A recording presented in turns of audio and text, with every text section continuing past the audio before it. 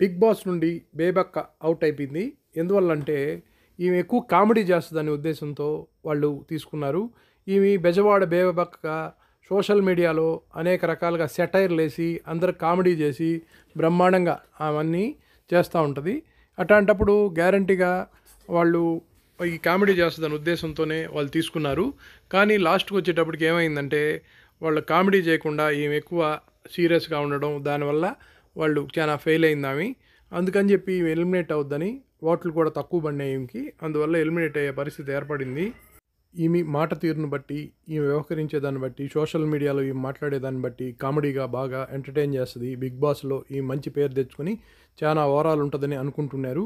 కానీ ఈమె ఎలిమినేట్ అయ్యే పరిస్థితి ఏర్పడింది. ఈమె లోపల ఎట్టా మెలగాల అనే విషయాన్ని ఈమె చాలా లేట్‌గా గమనించింది. అంటే ఎట్టెట్టా లోపల పోంగానే గబక్కన ఎట్ట మాట్లాడాలా, ఏం చేయాలా అనేదాన్ని చాలా లేట్ అయిన దానివల్ల ఈమె కామెడీ ఏమీ చేయలేకపోయిన దానివల్ల ఈమె చాలా మైనస్ అయింది.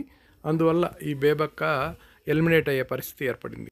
ఈమె చాలా స్ట్రాంగ్ ప్లేయర్ అని, ఇంకా చాలా వారాలు ఆడగలుస్తదని ముందు నుండి అనుకుంటూ ఉన్నారు. కానీ ఈమె ఇలా లోపల పోయి బొక్కబోర్లా పడి ఎలిమినేట్ అవుద్దని ఎవరు ఎస్టిమేట్ చేయలేదు.